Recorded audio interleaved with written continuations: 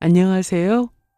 저는 얼마 전 파혼한 20대 후반 여성입니다. 결혼 약속 후 상견례까지 마쳤지만 남자친구의 충격적인 거짓말 때문에 결국 파혼했습니다. 결혼 전 명절이 다가오자 예비시댁에 인사를 드리러 가면 좋아하실 줄 알고 찾아갔는데, 아니 말도 없이 뭐하러 왔어? 우리 집 이사했으니까 당장 돌아가.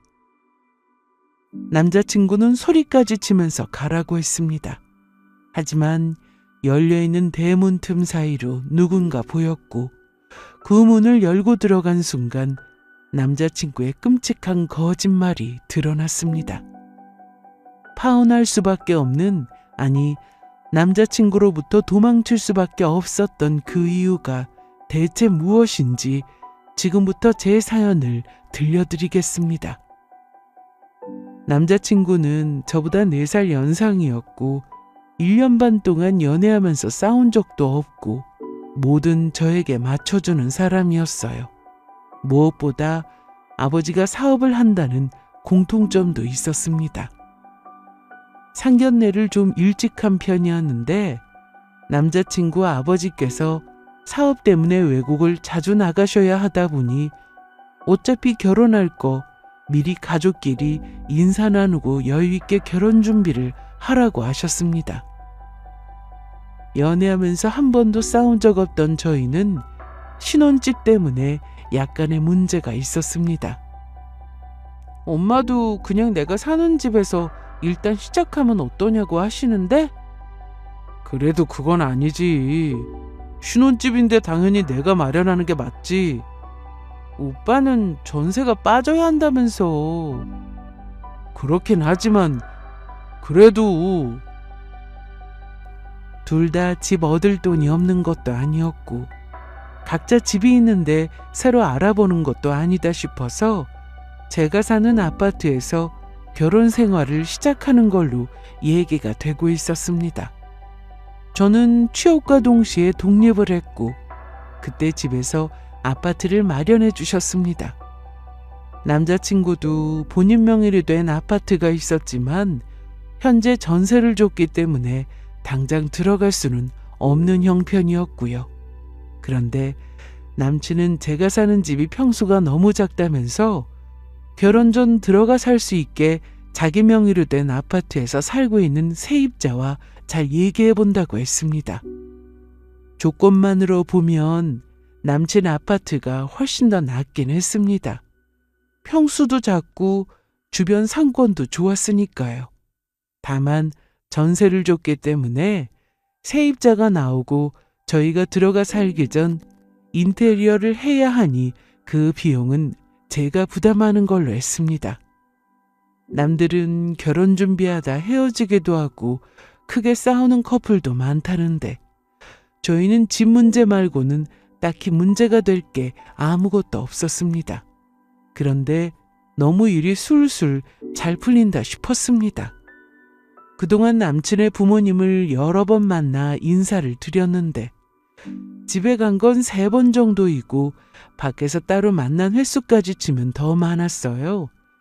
저를 너무 예뻐해 주셨고 만나면 딸처럼 잘해 주셔서 저도 먼저 다가가서 잘하려고 노력했습니다.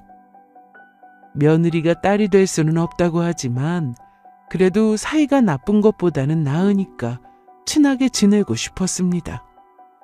결혼식을 마치고 나면 남친의 아버지가 미국으로 가서 한동안 오래 있다 들어오신다는 말에 저는 그 전에 더 자주 찾아뵈려고 했어요.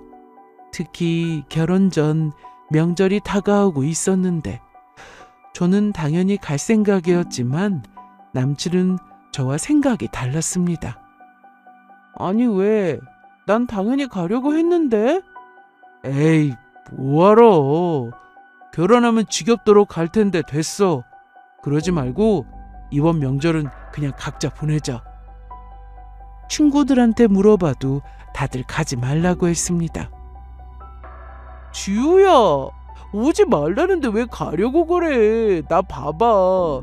결혼 전에 그렇게 잘했더니 결혼하고 나서도 기대치가 있어서 그런지 시댁에서 자꾸만 더 바라셔.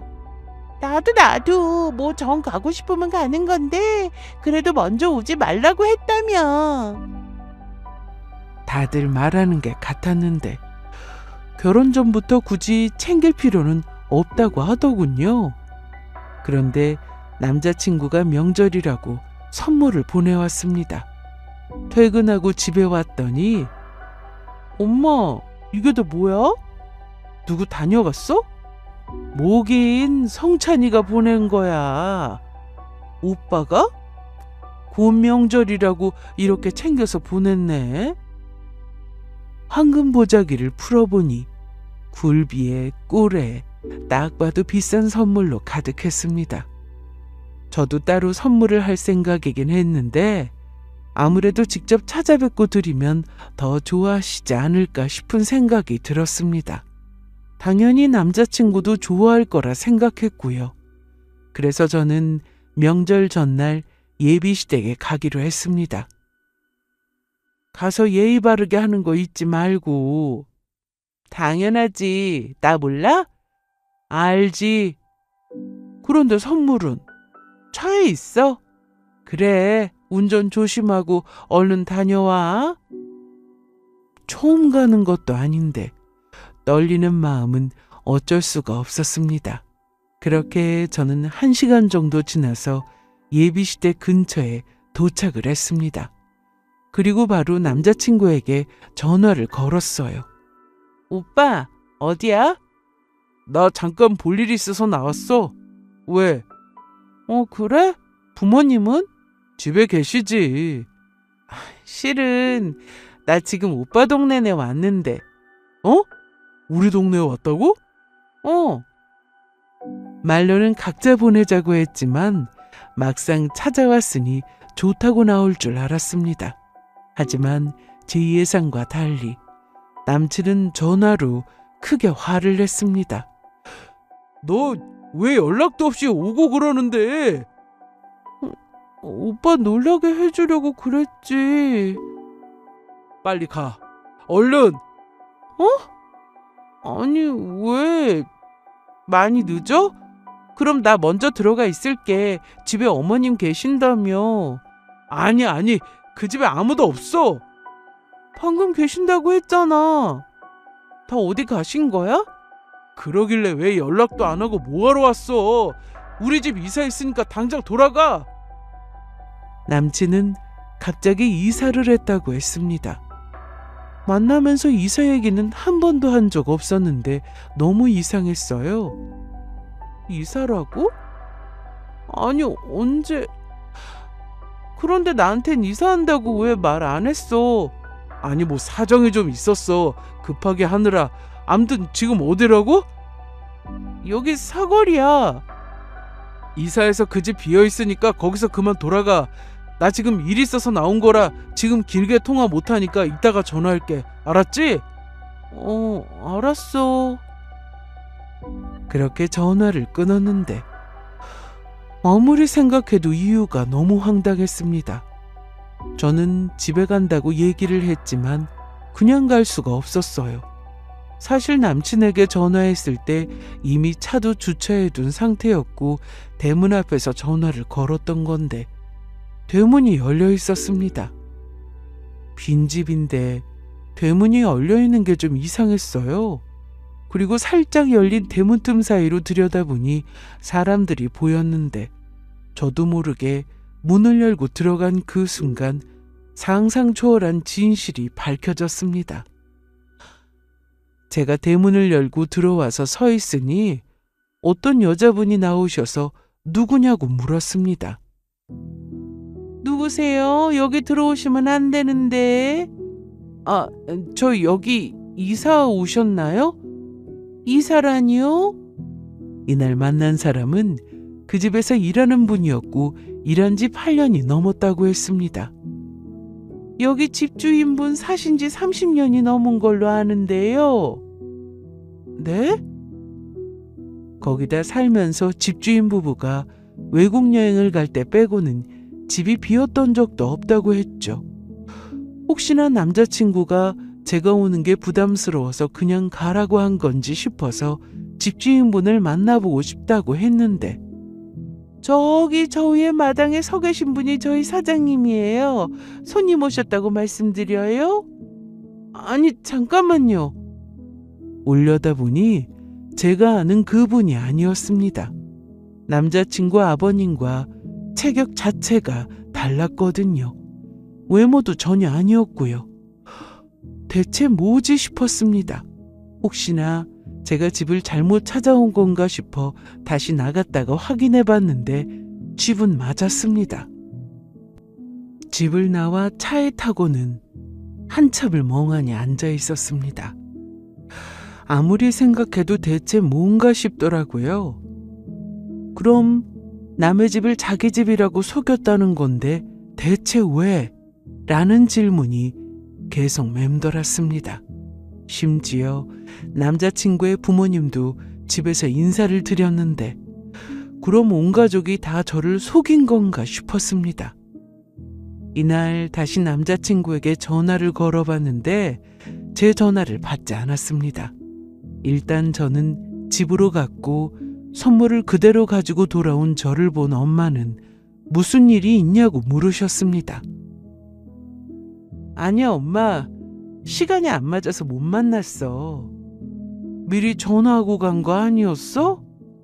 응. 아유, 그럼 뭐 내일이라도 따로 만나서 주면 되지 뭐. 그러기로 했어. 이날 저녁 남자친구에게 전화가 왔는데, 지우야, 아까는 전화 못 받았다. 밖에서 누구 좀 만나느라. 그랬어? 아까 바로 집에 간 거 맞지? 바로 왔지. 이사해서 빈집이라고 하는데 내가 거기 가서 뭐해? 저는 남자친구가 뭐라고 하는지 들어보고 싶었습니다. 이사 얘기는 미리 말 못해서 미안해. 그 집에서 오래 살아서 이사 가야지 하던 중이었거든. 얼마나 살았는데? 한 30년 살았을걸? 30년? 아마 그럴 거야. 그 집 오래돼서 짐 다 빼고 보니까 수리할 것도 많더라. 누가 이사를 오더라도 수리는 해야 될걸? 너무 아무렇지도 않게 거짓말을 하는데 뭐라 할 말이 없었습니다. 만나는 동안 한 번도 의심해 본 적 없었습니다. 의심할 이유가 없었죠. 여러분은 좋아서 만나는 사람을 뒷조사를 하고 만나나요? 남친은 저에게 하는 말 모두가 너무나 자연스러웠습니다. 저한테 했던 모든 말이며 자기 부모님을 저에게 소개할 때도 그 집에 들어가서 행동했던 모든 것들이 전부 다요. 이사 간 집은 어디야? 아까 물어봐도 안 알려주고. 아직 어수선해. 정리 좀 되고 나면 그때 초대할게. 동네라도 알려줄 수 있었지만 그러면 제가 또 연락 없이 찾아올 것 같다면서 알려주지 않았습니다. 정말이지 수상한 게 한두 가지가 아니었는데요. 아까 그 집에서 일하는 아줌마를 만나 얘기를 다 들었다고 어떻게 된 거냐고 바로 물어볼 수도 있었습니다. 하지만 뻔뻔하게 그 집에서 30년을 살았다며 거짓말을 하는 것도 그렇고 또 다른 거짓말을 할 것 같았죠. 무엇보다 이 싸한 기분을 떨쳐낼 수 없었기에 저도 확실하게 알아보고 싶었습니다. 명절을 보내고 난 뒤 저는 남친과 평소처럼 만났습니다. 평일에 만나기로 약속하면 늘 제 회사 앞으로 오던 사람이라 이날도 퇴근 후 회사 앞에서 만났습니다. 오빠? 내일 뭐 약속 없지? 없지. 우리 내일 볼까? 내일은 내가 오빠 회사 앞으로 갈게. 뭐하러? 차 막힐 텐데 내가 오면 돼. 연애 초반에는 그래도 남자친구 회사 앞에서 종종 만나기도 했습니다. 아이디카드를 목에 걸고 회사 로비에서 급하게 뛰어나오는 모습이 아직도 기억이 나네요. 언젠가부터 남자친구는 제가 있는 곳으로 늘 먼저 데리러 왔는데 당연히 저 힘들까봐 그런 거라 생각했습니다. 그런데 이날 너무 놀라는 것도 그렇고 어떻게든 회사 앞으로 오지 못하게 하려는 걸로 봐서 설마 회사도 가짜인가 싶은 생각이 들었습니다. 그래서 다음날 저는 남친 회사로 전화를 걸었습니다. 해당 부서로 연결을 해준다고 하길래 기다렸는데 들려온 대답은 가히 충격적이었습니다. 저 죄송하지만 그런 분은 안 계신데요. 이름이 홍성찬이에요. 저희 부서 과장님은 일단 홍씨도 아니고 저희 층에 부서만 3개나 되는데 홍성찬이라는 분은 안 계세요. 혹시 다른 부서 아닌가요? 다시 확인하시고 전화 주시겠어요? 네. 죄송합니다. 만나면서 남자친구 회사에 전화를 해볼 일이 없었습니다. 연락이야 핸드폰으로 하면 그만이었으니까요. 해당 회사에 아는 사람이 있는 것도 아니고 남친이 연락이 안 된 적도 없었기에 이때 제가 받은 충격은 정말 상상 이상이었습니다. 하지만 여기서 끝이 아니었습니다. 그냥 연애만 하다 이런 일을 겪었다면 헤어지면 그만이었겠지만 저희는 결혼을 약속했습니다. 양가 인사도 한 상태인데 직업도 속이고 사는 집도 속이고 그렇게 남친에 대한 믿음이 깨져갔습니다. 얼마 뒤 저는 남자친구가 사는 진짜 집 주소를 알게 됐습니다. 친구에게 부탁해서 뒷조사를 해준다는 업체와 연락을 했고 제가 받은 주소는 2개였습니다. 하나는 남자친구가 혼자 사는 집과 또 하나는 남자친구의 부모님이 사는 집이었죠. 남자친구는 아무것도 모른 채 저한테 평소처럼 연락하고 만나자고 했는데 이런저런 핑계를 대며 만남을 미뤘습니다. 그런데 돈 얘기를 꺼내더라고요. 지우야, 그 인테리어 비용 말이야. 세입자는 나가기로 했어? 조건에 맞춰주겠다고 그러네. 그래?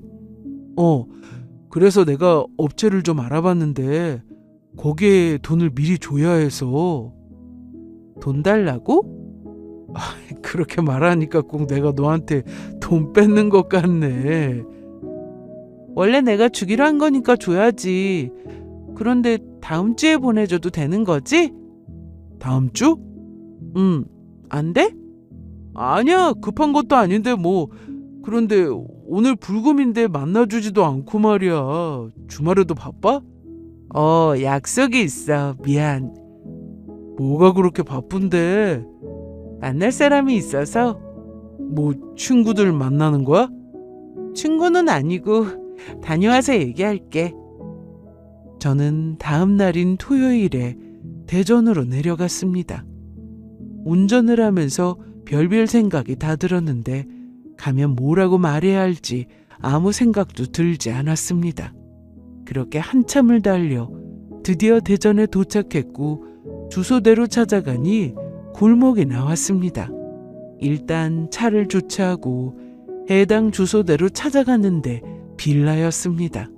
딱 봐도 아주 오래된 빌라였고 입구부터 너무 지저분해서 밤에 오면 사람이 사는 집이라고 보이지도 않을 그런 집으로 보였습니다. 빌라라고 무시하는 게 아니라 정말 쓰러질 것처럼 보이는 낡은 집이었어요.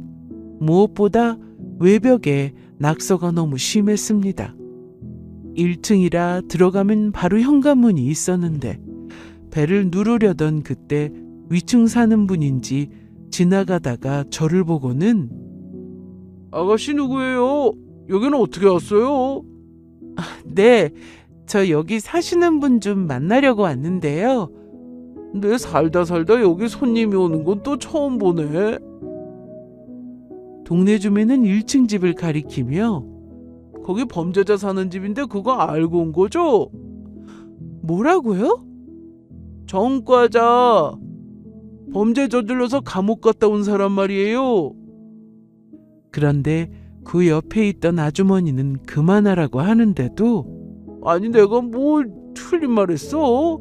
딱 봐도 이런 집에 올 만한 아가씨는 아닌 것 같아서 말해주는 건데, 그리고 자식이 범죄자면 그 부모도 똑같은 거지 뭐. 암튼 아가씨 조심해요. 무서웠습니다. 범죄자의 집이라고 하니 배를 누르지도 못하고 서 있었는데 그때 현관문이 열렸습니다. 아마 대화 소리가 안에서 들린 모양이었는데 문이 열리고 모습을 보인 사람은 남친의 아버지였습니다.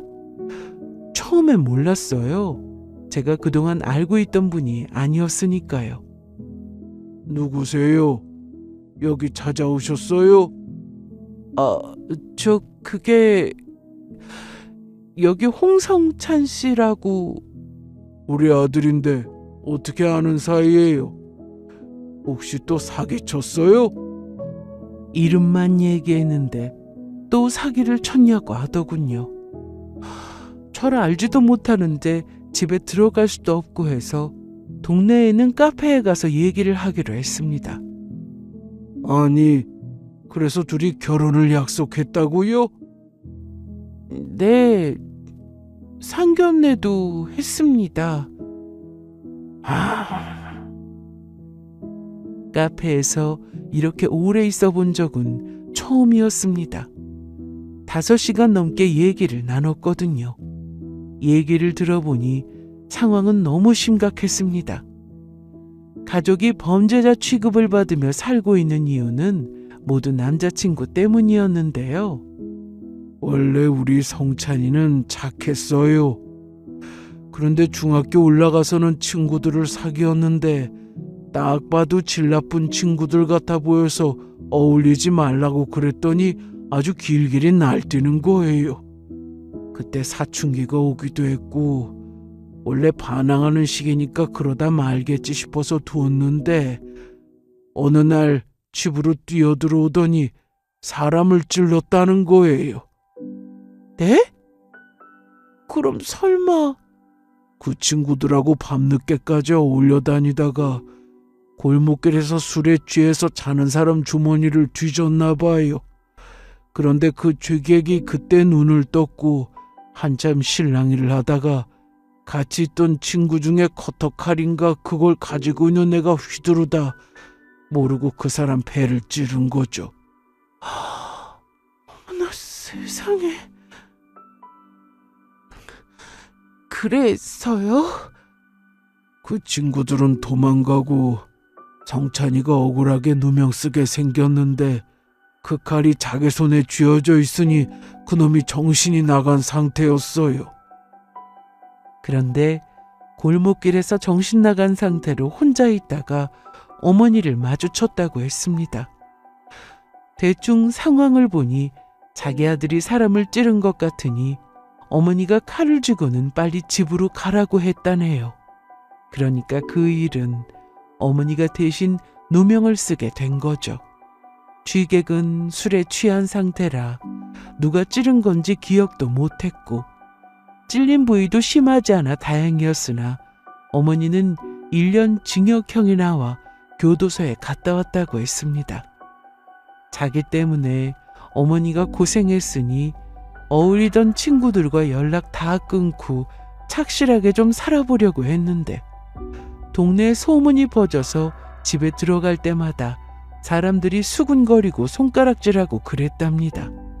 그래도 어쩌겠어요. 돈이 없어서 이사도 못하고 그냥 살아야 했다는데 여자친구를 만나도 동네 소문 때문에 오래가지도 못하고 결국 혼자 살아보겠다고 서울까지 올라와서 닥치는 대로 일하며 집에 돈도 보내고 그렇게 살았다고 했습니다. 그리고 돈 모아서 빨리 이사도 하자며 집 살 때까지 조금만 기다려달라고 하길래 아들만 믿으면서 사셨다고 했어요. 여기까지 들으면 불우한 환경에서 자랐다고 불쌍하다고 생각할 수도 있습니다. 하지만 아니었어요. 한동안 연락도 자주 하고 종종 내려와서 같이 밥도 먹고 하더니 언젠가부터 연락이 잘 안 되더라고요. 그래서 아들 사는 집 주소는 알고 있었으니까 한 번은 직접 찾아갔는데 서울이 좀 복잡해요.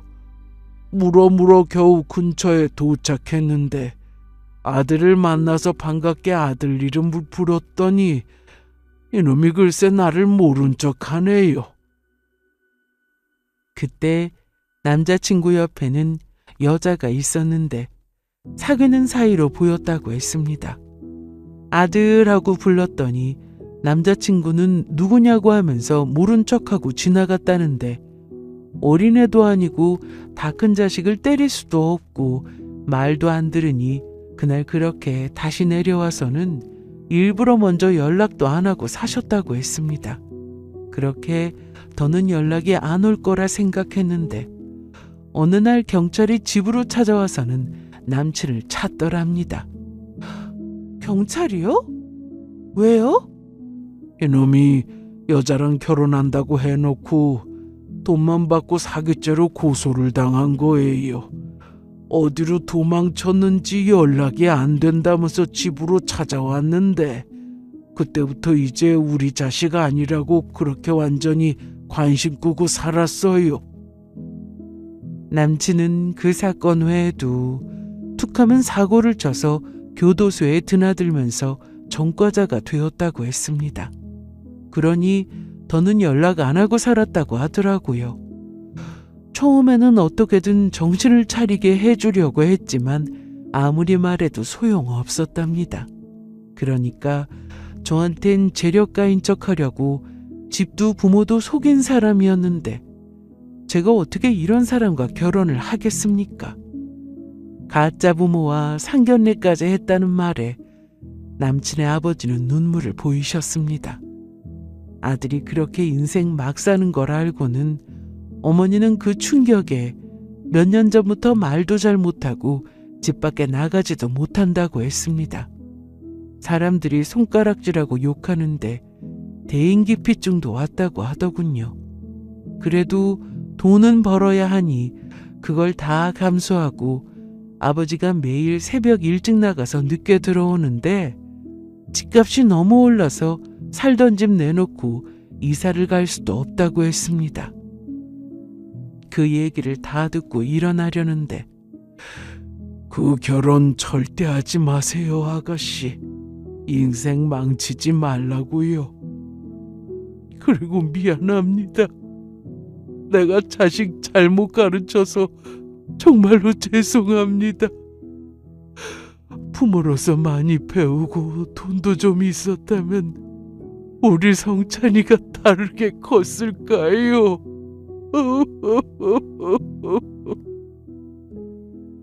이날 남자친구 아버지는 제 앞에서 90도로 허리까지 숙여가며 사과를 하셨습니다. 오죽하면 결혼하지 말라는 말까지 할까 싶었던 저는 이미 결혼은 안 할 생각으로 찾아왔습니다. 결혼 전부터 거짓말은 용서할 수 없는 일이니까요. 더 시간 끌어서 좋을 거 없었기에 저는 정신 차리고 다시 서울로 올라왔습니다. 아니 지우, 너 하루 종일 어딜 다녀와? 전화도 안 받고. 일이 좀 있었어? 여태 성찬이 있다가 갔어. 뭐? 여기 왔었다고? 그래, 너 전화도 꺼져 있다고 하고 걱정된다면서 왔었어. 너 좋아하는 육포 사왔는데 줄까? 아니, 생각 없어. 오빠한테는 내가 전화할게요. 그래, 알았다. 방에 들어온 저는 씻을 기운도 없어 바로 침대에 누워버렸는데 꺼놓은 핸드폰을 켰더니 문자에 톡 알림이 계속 울렸습니다. 다 남자친구였는데 메시지를 확인하려던 그때 전화가 왔습니다. 여보세요? 야, 신지우. 어? 어떻게 된 거야? 전화는 왜 꺼놨는데? 미안, 배터리가 없어서. 걱정했잖아. 집에 온 거야? 방금 들어왔어. 그래, 그럼 됐다. 오빠는 어디야? 나도 집이지. 여태 너 기다리다가 왔어. 들었어. 남자친구는 여전히 거짓말을 했습니다. 부모님은? 엄마 아빠는 잠깐 산책하고 오신다고 나가셨어. 집 정리는 다 했고? 그게 아직 좀 걸릴 것 같은데? 집에 왔다니까 얼른 쉬어 그럼. 목소리 들으니까 피곤해 보이네. 제가 부모님과 집 얘기를 꺼냈더니 남자친구는 갑자기 전화를 끊으려 하더군요. 저도 길게 통화하기 싫어서 대충 얘기하고 끊었습니다. 이날 저는 밤새 끙끙 앓았습니다. 열이 39도까지 오르고 집에 있는 약을 먹었는데도 열이 내리지 않아 엄마가 밤새 물수건으로 닦아주시고 그렇게 아침이 되어서야 겨우 잠이 들었죠. 남자친구와 만난 시간들은 정말 행복했습니다. 이렇게 잘 맞을 수 있을까 싶을 정도로 통하는 것도 많았고 저한테 정말 잘했으니까요. 생각해보니 서로 잘 맞았던 게 아니라 모든 걸 저한테 맞춰준 거였습니다. 그 시간들이 이제 아무것도 아닌 게 되고 그간 바보처럼 감쪽같이 속았다는 그 사실에 괴로워 미칠 지경이었습니다. 일요일에 남자친구를 만나서 직접 다 얘기하고 끝낼 생각이었는데 몸이 이러니 결국 만나지를 못했습니다. 그렇게 꼬박 이틀을 더 쉬고 나서야 겨우 정신을 차린 저는 회사에 출근 후 밀린 일을 끝내놓고 퇴근하자마자 집이 아닌 남자친구가 사는 곳으로 향했습니다. 남친은 원룸에서 살고 있었습니다. 항상 데이트를 하면 저를 데려다주고 갔으니 그간 사는 곳을 속이는 건 어려운 일도 아니었을 겁니다. 도착했는데 1층 공동현관에 비번을 눌러야 들어갈 수 있길래 저는 무작정 기다렸습니다. 그런데 그때 남자친구에게 전화가 왔습니다. 그래서 아무렇지 않게 받았어요. 여보세요? 자기야, 퇴근했어? 퇴근했지. 운전 중? 아니, 약속이 있어서 지금 기다리는 중이야. 누굴 또 만나? 그냥 아는 사람. 오빠는 어딘데? 오빠는 이제 막 퇴근해서 나왔어. 소리 들리지? 차 소리. 밖이구나. 어우, 피곤하다. 그럼 오빠 이제 운전해야 하니까 이따 집에 가면 전화 줘. 그런데 그때 남자친구가 저 앞에서 걸어오고 있었습니다. 추리닝 차림에 슬리퍼를 신고 한 손에는 핸드폰을, 다른 한 손에는 검은 봉지를 들고 있었죠. 남친은 저를 못 봤는지 핸드폰을 만지면서 걸어왔는데 입구에서 저를 보고는 너무 놀랐는지 아무 말도 못했습니다. 방금 퇴근했다면서 어떻게 벌써 집에 왔어? 너 설마 이 차림으로 회사 간 거야? 아니 그게... 여태 나 속이면서 즐거웠어? 재밌었냐고? 저기 지우야, 어디 가서 얘기 좀 하자. 여기서 이러지 말고 문 열어. 온 김에 어머님 아버님께도 인사드리게. 말하려고 했어. 진짜야. 뭘? 다, 전부 다. 이날 남자친구는 저한테 정말 미안해하는 게 아니라 어떻게 말할지 머리를 굴리는 게 제 눈에는 다 보였습니다. 그래서 대체 뭐라고 하려고 이렇게 뜸을 들이냐 기다렸는데 한다는 소리가 너한테 잘 보이고 싶어서 그랬어. 남친을 저에게 소개해준 지인도 감쪽같이 속은 거였습니다. 제가 남친을 만나게 된 건 중간에서 지인이 소개를 해줬기 때문이었는데 남친은 지인과 친구는 아니었지만 자동차 동호회에서 친해져서 가끔 연락을 주고받는 관계라고 했습니다. 그 모임에 나오는 사람들 모두 남자친구에 대해서 저를 속였던 것처럼 똑같이 알고 있었죠. 잘 보이고 싶으면 이렇게 거짓말해도 돼? 미안해 지우야. 남친은 변변한 직장도 없었습니다. 거기다 집도 재력가 집안처럼 보여야 제가 만나줄 거라 생각했다면서 지인을 통해 집도 빌려서 쇼를 했던 거였습니다. 집이 비었을 때 가서 자기 집인 것처럼 가족 사진까지 걸어두고 치밀하게 저를 속였던 거였죠. 저를 정말 좋아하고 놓치기 싫어서, 잘 보이고 싶어서 집을 속인 것까지 이해한다 쳐도 자기 부모도 속이고 전과까지 속인 건 정말 용서가 안 됐습니다. 저는 이날 남자친구가 모든 걸 다 밝힐 거라 생각했습니다. 스스로 잘못 밝히고 사과하기를 바랬어요. 하지만 이날 진실을 말할 기회를 줬으나 남자친구는 끝까지 거짓말을 했습니다. 나한테 속인 게 그게 다야? 집하고 직업 말고는 없어. 정말이야. 나 일자리 구할 거야. 나 믿어줘. 진짜 너 놓치고 싶지 않아서 그랬어. 진짜야. 부모님한테 전화 걸어. 그게 내일 통화할래? 왜? 오늘은 좀... 대체 진짜가 뭐야? 나 만나면서 진짜가 있기는 했냐고. 나한테. 우리 엄마 아빠 소개한 그 사람들 전부 가짜잖아. 오빠 부모 아니잖아. 그런데 여기서 남자친구가 뭐라고 한 줄 아세요? 그때 우리 부모님이 아프셔서 그랬어. 뭐? 야, 진짜야. 몸이 편찮으신데 상견례라는 중요한 약속을 깰 수도 없잖아. 그래서 어쩔 수 없이... 말도 안 되는 이유를 대면서 무명배우 섭외해서 모시게 된 거라고 했습니다. 제가 너무 기막혀하니 거기다 또 어이없는 이유를 갖다 붙였는데요. 그리고 사실 너한테 말 못한 게 있었는데 우리 집에서 널 반대했어. 반대? 너무 차이가 나니까 부모님이 결혼을 반대하셨다고. 그래서 엄마 아빠 모시고 나오면 절대 허락 안 한다고 상견례 자리에서 그렇게 말씀하실 게 뻔했고, 난 너랑 결혼하고 싶은데 그럼 어떡하냐? 상황이 이러니까 나도 어쩔 수 없었다고. 그래도 언젠가는 수습하려고 했어. 진짜야.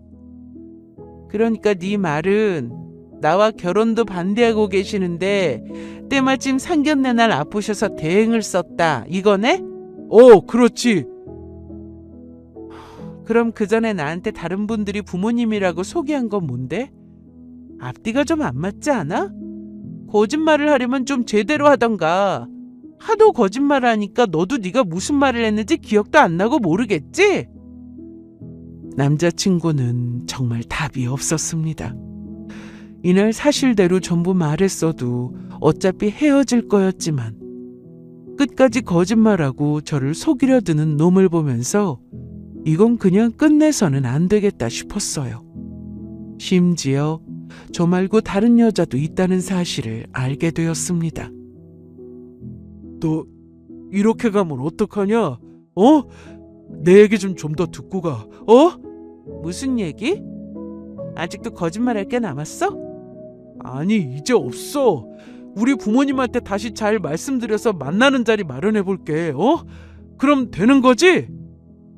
그런데 그때 남친의 핸드폰에 전화가 왔는데 전화나 받아.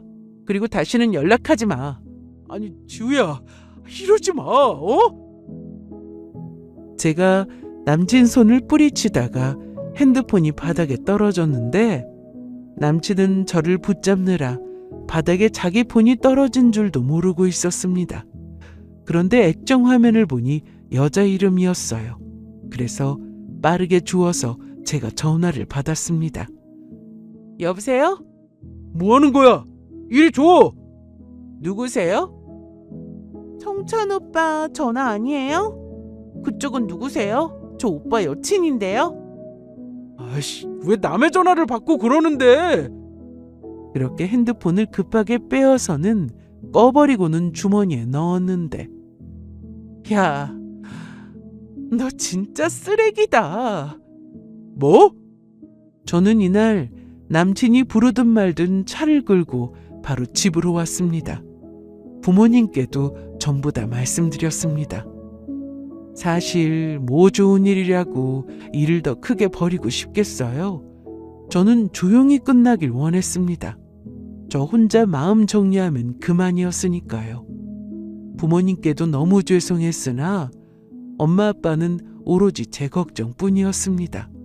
그런데 이 쓰레기 같은 놈이 뭘 잘했다고 파혼하려면 책임을 지라고 하더군요. 자기는 저를 진심으로 사랑한 죄밖에 없다면서 사람 마음을 어떻게 쓰레기 취급을 하냐면서 말이죠. 일방적으로 파혼을 당한 거나 마찬가지니까 소송을 해서 위자료라도 받아야 내 마음이 좀 위로가 될 것 같아. 처음부터 이럴 작정이었냐? 결혼하면 더 좋고 못하면 소송해서 돈이라도 뜯어내려고? 너 끝까지 내 진심을 이런 식으로 무시할 거야? 네 진심 잘 알았고 그럼 어디 하고 싶은 대로 해봐. 너 끝까지 이렇게 나온다 이거지? 제가 남친의 친부모님을 만나고 왔다는 사실은 모른 채 저리 큰 소리를 쳤는데 소송을 한다고 하니 그냥 당할 수만은 없었습니다. 저도 소송을 시작했어요. 대전에서 남친의 진짜 부모님이 올라오셨고 소송에 도움을 주셨습니다. 그것도 모르고 남친은 돈이나 준비하라고 했는데요. 그 어떤 증거보다 남친 부모님의 진술 및 증거는 법적 효력을 가졌습니다. 특히나 남친 아버지는 자기 아들이 전과가 있다는 사실도 모두 직접 말씀해 주셨고 판결문까지 있었으니 다른 증거는 필요하지도 않았습니다. 그동안 이런 소송에서 돈 뜯어낸 게 한두 번이 아니었나 봐. 순진한 여자만 골라서 마치 여자한테 문제가 있는 식으로 몰아가고 약점 잡아서 소송했겠지? 아니야? 말해봐. 인생 불쌍해서 조용히 끝내고 넘어가 주려고 했는데 뭐 소송? 어떻게 네 입에서 소송 얘기가 나와? 나도 너무 힘들었어. 내가 어떻게 살았는지 네가 알기나 해? 알아. 네 아버지한테 다 들었거든. 이번 소송에 너희 부모님이 왜 오셨는지 아직도 모르겠어? 너네 집 앞에서 내가 기다리고 있다가 너 만났던 날 네 전과 기록도 네 친부모님이 대전에 살고 계셨던 것도 다 알고 너 기다렸던 거야. 그런데 넌 끝까지 거짓말만 늘어났지? 구질구질하게. 진짜 나에 대한 마음이 진심이었으면 나랑 만나는 동안 얘기했었어야 맞지. 아님 그날이라도 사실대로 다 말하고 용서 구하는 게 맞는 거였다고. 다른 거 다 떠나서 어떻게 부모를 속여? 너 낳아주신 분들인데? 그럼 너라면 가난한 집에서 살면서 일용직으로 일하는 아버지를 자신있게 소개할 수 있겠냐? 남의 얘기라고 함부로 말하지 마. 돈 많은 집에 태어나서 세상 물정 모르고 살아서 넌 모르겠지. 시궁창에서 사는 삶이 어떤 건지. 정신 차려. 집안 환경 어렵다고 다 너처럼 인생 막 살지 않아. 보란듯이 성공해서 잘 사는 사람들도 많다고. 애초에 출발점이 다른데 어떻게 잘 살 수 있다는 건데? 그렇다고 범죄 저지르는 게 용서가 돼? 교도소를 그렇게 밥 먹듯이 드나들었다며 왜 아까운 인생을 그렇게 살아? 남친의 아버지라는 분은 그날 저와 만났을 때 연락처를 하나 달라고 했습니다. 그래서 명함을 드리고 왔는데 혹시나 걱정되는 마음에 저한테 따로 연락을 주셨고 남친이 소송을 한다고 했더니 직접 나서서 해결해 주겠다고 하셨어요. 더는 자기 아들이 사회에 피해 주는 거 못 본다고 하시면서 말이죠. 남친 모르게 두 분이 서울에 올라오셨고 저희 부모님도 따로 만나서 진심으로 사죄도 하셨습니다. 뒤에서 온갖 손가락질 받아가며 사신 걸 알면서도 그저 가난하다고 쪽팔려서 자기 부모를 외면했던 그놈은 잘못은 뉘우치기는커녕 여전히 남탓만 했습니다. 자기가 흙수저로 태어나 이 고생을 하며 사는 거라고 말이죠. 본인도 저처럼 좋은 집에 태어났다면 아마 범죄자로 살지는 않았을 거라고 하는데 그 말을 자기 부모 앞에서 했으니 그것만큼 대못 박는 일이 또 어디 있겠어요? 아무리 자기 아들이지만 저 같아도 더는 감싸주고 싶지 않았을 겁니다. 사실 결혼할 사람한테 과거 전과가 있었다는 사실을 숨긴 자체만으로 파혼이 성립되는 건데, 여기에 부모도 속이고 집도 직업도 모두 속였으니 위자료를 제가 받는 게 맞았습니다. 돈을 떠나서 본인이 얼마나 큰 잘못을 저지른 건지 알게 해주고 싶었습니다. 전 남친은 서울에서 모든 생활을 정리하고 부모를 따라 내려간다고 했습니다. 말이 따라 내려가는 거지 거의 억지로 끌려가는 거나 다름없었어요. 하지만 그동안 사고 친 게 너무 많아서 이 또한 계획대로 되지 않았습니다. 전 남친이 활동했던 자동차 동호회 사람들 중 지인을 통해 전해 들었는데, 너 몰랐어? 지금 소송 중이야. 소송? 무슨 소송? 그 자식 너랑 결혼 준비하는 동안 다른 여자들 만났었대. 나도 알아. 알아? 결혼 약속했다는데?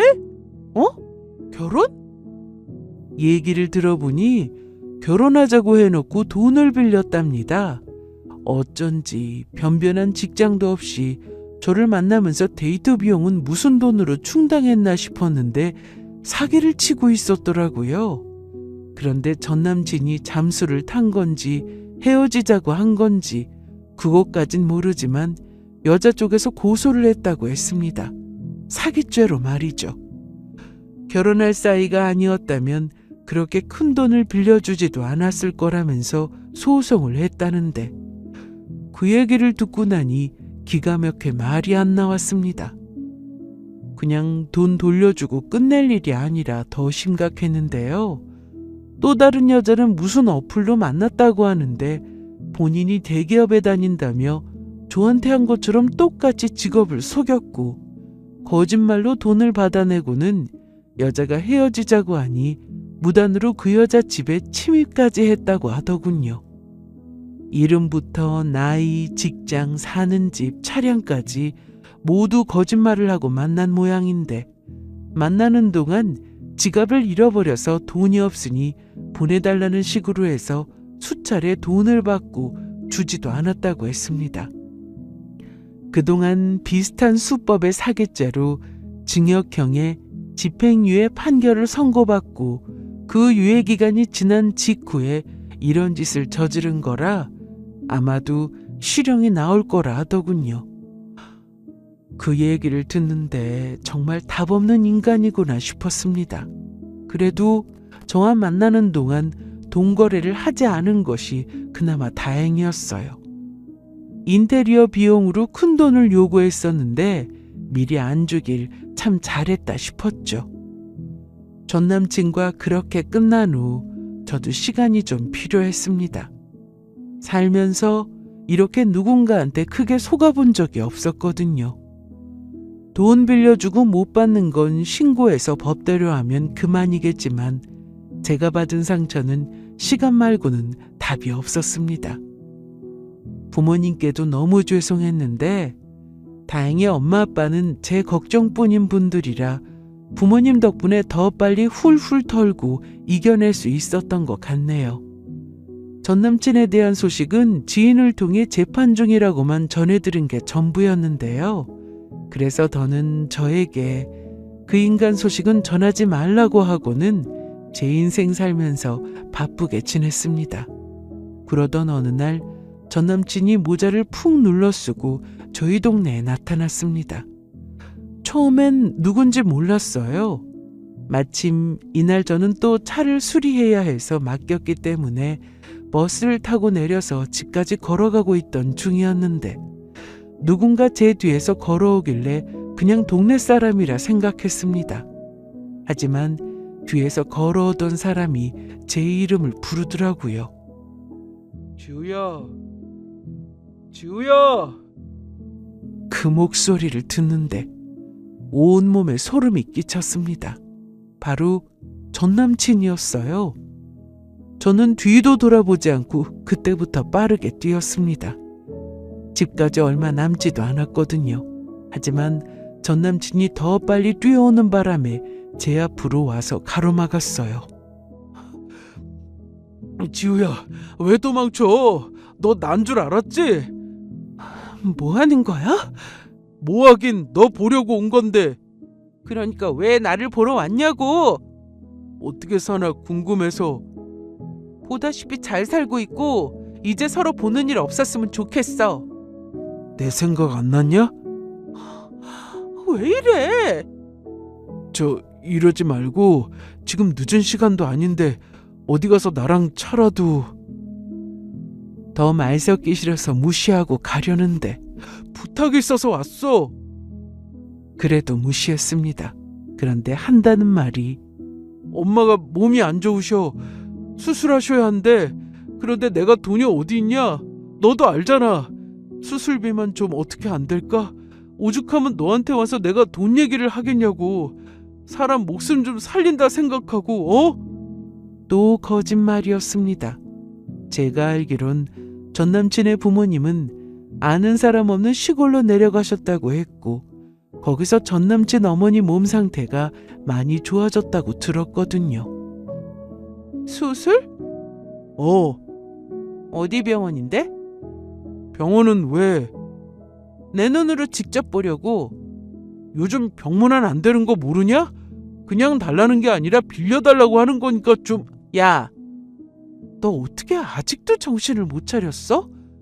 그리고 재판 중 아니야? 그래, 맞아. 그런데 엄마 수술비가 필요한데 어쩌냐.